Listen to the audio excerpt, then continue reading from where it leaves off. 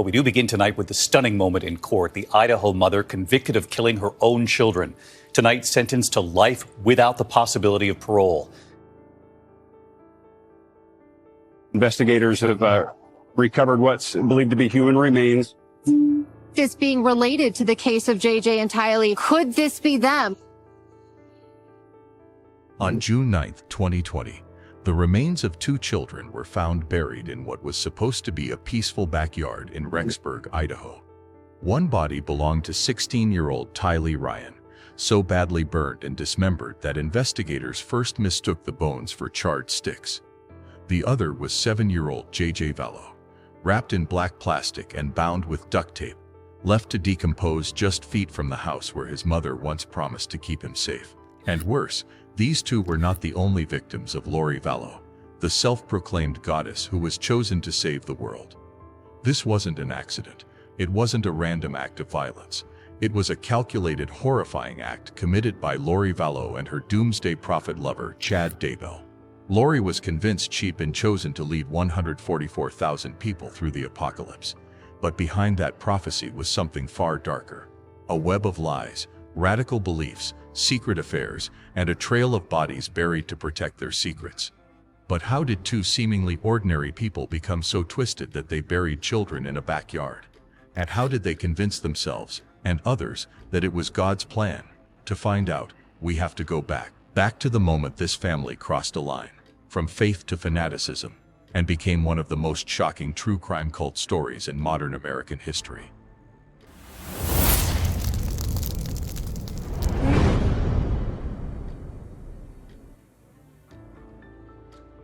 Before the bodies, before the cult, Lori Vallow looked like the perfect Mormon mother, but something dark was already stirring beneath the surface. On paper, Lori seemed blessed. She once won $17,500 on Wheel of Fortune and shone in pageants. The perfect Mormon mom image. Being a good mom is very important to me, and a good wife and a good worker, and being all those things together is not easy. So I'm basically a ticking time bomb. Contestant number 4, Lori Ryan. Her parents were devoted temple workers. The temple was the center of their Mormon faith and family life. She loved friends and the feeling of being liked, the image of a woman living exactly how God intended. In 2006, she married Charles Vallow, her third husband. With him came the promise of stability and a fresh start. She brought her daughter, Tylee Ryan, from a previous relationship, a sharp, protective girl who'd grown up defending her mother through every messy divorce. In 2013, Lori and Charles adopted Charles's grandnephew, Joshua J.J. Vallow, who was an autistic child. His grandparents, Kay and Larry Woodcock, took good care of him since he was born. They adored him but believed he needed a stable home, so they trusted Charles and Lori to raise him. JJ was a bright-eyed boy who thrived on routine. The same bedtime stories, the same school drop-off, the same hugs from his dad. His service dog Bailey rarely left his side. He loved splashing in the pool and playing with neighborhood kids. Tylee, 16 then, had teenage dreams like anyone. Maybe college in Utah, maybe a camera in her hand. To everyone who looked in from the outside, they were a real family. This wasn't just a mother and her kids, it was supposed to be safe. But the perfect facade was already cracking. Lori's pattern of seeking security through multiple short marriages, including her first that lasted only 6 weeks straight out of high school, revealed her restless search for something bigger, something that would fulfill her growing sense of destiny. But beneath this devout facade, her obsession with end-times theology was growing, fed by fringe podcasts and apocalyptic novels. They lived in Chandler in 2019, where Lori spent hours in the temple and at prepper conferences. By then, her obsession with the end times was consuming her thoughts, and Charles was becoming increasingly frightened of his wife. She told close friends she was hearing God's voice directly, that she was chosen for something extraordinary. Charles saw it. He lay awake at night, staring at the ceiling, wondering what his wife had become. JJ needed calm, but Lori was chaos now, cold and distracted. When Charles tried to intervene, she shut him out. In February 2019, Lori told him she no longer cared about him or JJ. Then she vanished, gone for 58 days. When she returned, It was like looking into the eyes of a stranger. She called him a dark spirit named Ned Schneider. She said she'd been chosen by God as a goddess on earth, assigned a mission to lead the 144,000 through the final days. She threatened to kill him if he interfered. Charles was so terrified that he changed the beneficiary of his $1 million life insurance policy, making his sister the sole beneficiary instead of Lori. He filed for divorce, accusing her of stealing $35,000 from their joint account and threatening his life. But Lori had already found someone who understood her divine calling, someone who would feed her darkest beliefs and convince her that murder was God's will.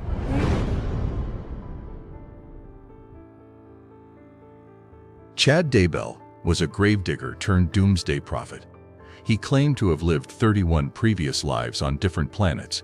For years, he had worked at Spring Hill Cemetery in Utah, digging graves while dreaming of something greater. His hands were calloused from shoveling dirt, but his mind was filled with visions of angels and apocalypse. He struggled as a small-time author, printing books about the end times for believers who hung on his every word about the coming destruction. Chad's big break came at the October 2018 Preparing a People conference in Utah, run by Color My Media.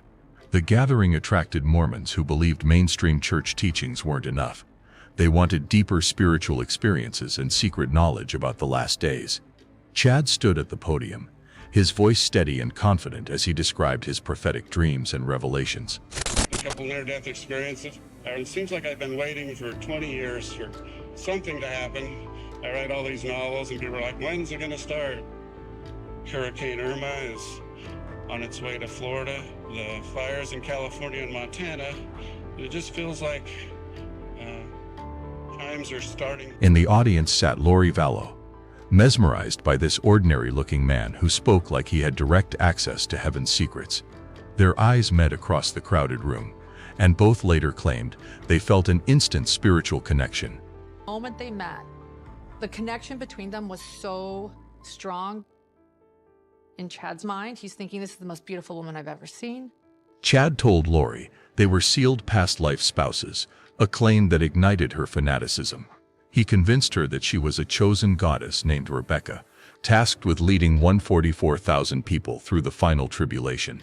He claimed he was James, her spiritual husband, and together they would rule over the survivors after Christ's return. These weren't just romantic fantasies. Chad presented them as literal truth received through visions and prayer. To multiple reincarnation, to dark and evil spirits. They referred to visions of the last days. Last days meaning the last days before the second coming of Christ. And it's going to be frightening and scary, and be prepared.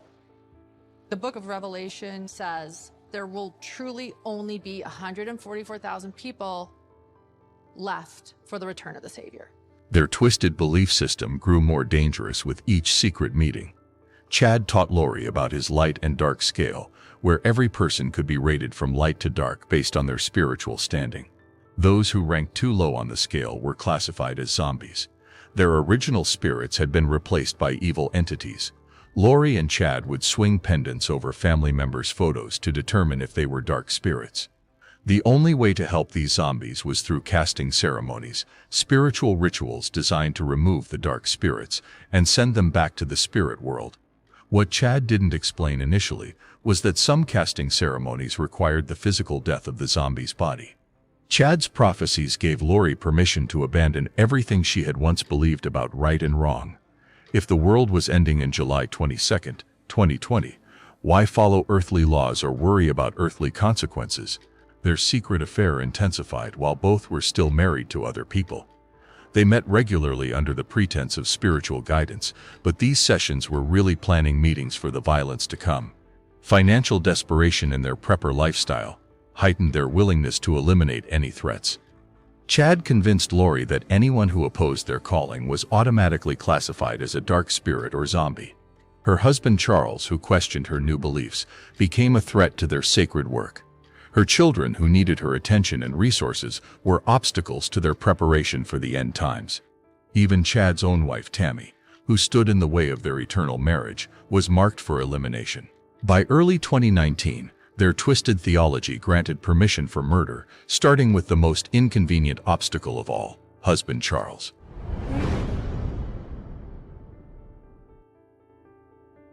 On July 11, 2019, Charles Vallow went to pick up his adopted son JJ for what he thought would be a normal visit. He had no idea he was walking into his own execution. The morning sun beat down on the Chandler, Arizona neighborhood as Charles pulled into the driveway of the house he once called home. Inside, Lori waited with her brother Alex Cox, a man whose loyalty to his sister ran deeper than blood. Charles knocked on the door, expecting to see JJ run into his arms like he always did. Instead, he found Alex standing in the living room, the air so thick with tension it nearly suffocated him.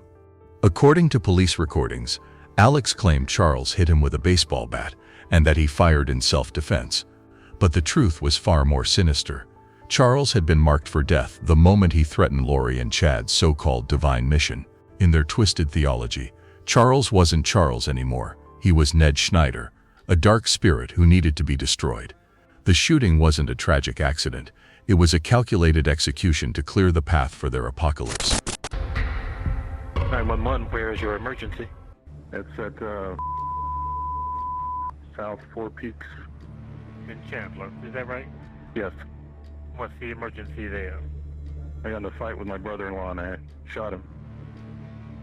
There's blood. He's not moving. Let me get the medics on the phone. What's your name, sir? My name is Alex. Last name is Cox. Tylee Ryan witnessed part of the struggle before fleeing with JJ into the Arizona heat, but she saw enough to understand her stepfather was in danger. The sound of gunshots echoed through the house. Alex fired the fatal shots that ended Charles's life. When police arrived, the scene appeared to support Alex's self-defense story. No charges were filed against Alex Cox. Investigators had no clue they were looking at the first body in a killing spree cloaked in scripture. Lori's reaction revealed how far she'd slipped. While most wives would have collapsed in grief, she didn't shed a tear at the scene or during questioning. Police notes documented her unusual calmness, raising immediate suspicion about her detachment. Kitchen to get away from him. The kids had been outside by that time and I heard the gunshot. So you heard the shot? Did you actually see the shot, or did you just hear it? I didn't see the shot, I heard it, and then I came back around and I saw that he was on the ground. That you think is important? He was just so angry, like super scary.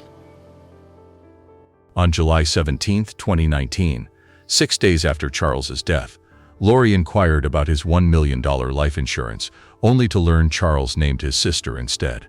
Her priority wasn't comforting her kids, it was cashing in to fuel her new life with Chad Daybell.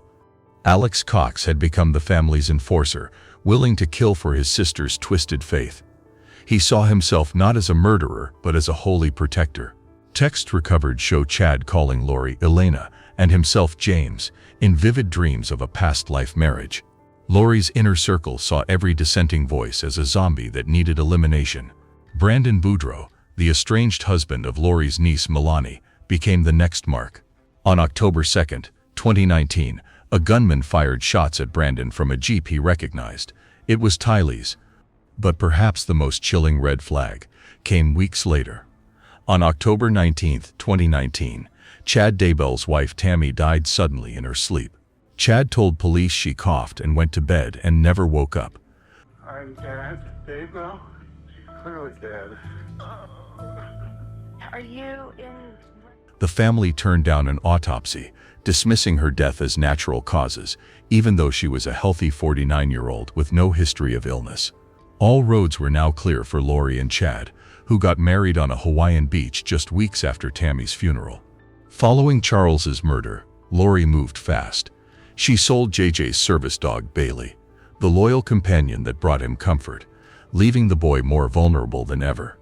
By August, she uprooted her children and vanished to Rexburg, Idaho, to be closer to Chad. Charles and Tammy's deaths were the first step in a spree that would claim more victims. In September 2019, 7-year-old JJ and 16-year-old Tylee were living in a new town, making new friends, completely unaware that their mother had already decided they needed to die. The move to Rexburg, Idaho should have been a fresh start for the children. JJ loved his new elementary school and quickly made friends in the neighborhood. Security cameras captured him playing happily with other kids, his bright smile showing no sign of the horror waiting for him. Tylee, now 16, should have been starting her junior year of high school, worrying about homework and boyfriends like any normal teenager. Instead, her mother never even bothered to enroll her in school, despite claiming she would attend BYU, Idaho. The signs of premeditation were everywhere, but nobody understood what they meant. Lori had already sold JJ's service dog Bailey, the loyal companion who helped him manage his autism. Neighbors noticed Lori frequently left her autistic son outside alone, an ominous sign for what would follow. She told neighbors disturbing lies about JJ's behavior, claiming he was becoming violent and uncontrollable. These weren't the words of a concerned mother seeking help. They were the groundwork for making his disappearance seem reasonable. September 8, 2019 marked Tylee's last day alive. The family took what appeared to be a normal trip to Yellowstone National Park. Photos from that day show Tylee smiling next to the park's famous geysers, her arm around JJ as they posed for pictures. These innocent family photos would later become evidence in a murder trial. Cell phone data revealed that Alex Cox's phone was at Chad Daybell's property the next day, September 9th, during the time investigators believed Tylee was murdered. JJ survived 2 more weeks. He attended school normally, played with neighborhood children, and had no idea his sister was already dead. On September 22nd, Melanie Gibb and David Warwick testified they were staying at Lori's house. Around 10:30 that night, Warwick watched Alex Cox carry a sleeping JJ upstairs to his bedroom. This was the last time anyone saw the little boy alive. The next morning, JJ wasn't at school. Lori told her guests that Alex had taken him because he was misbehaving. Forensic examiners found Tylee's hands severed and signs of burning, while JJ was asphyxiated under a plastic bag and duct tape, then buried beneath wooden planks and rocks.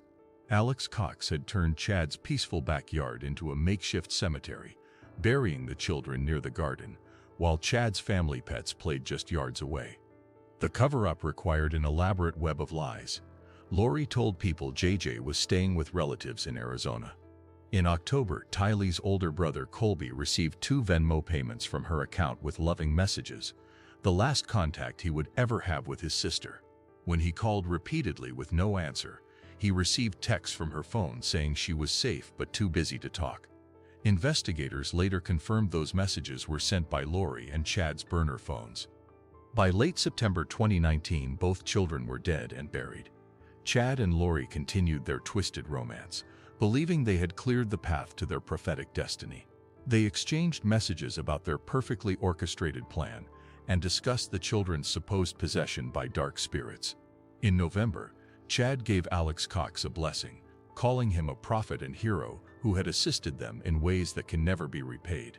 With the children gone, only one question remained: who is next?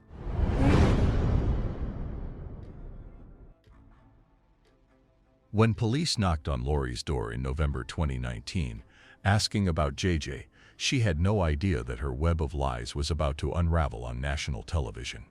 Kay Woodcock hadn't spoken to her beloved grandson JJ in months.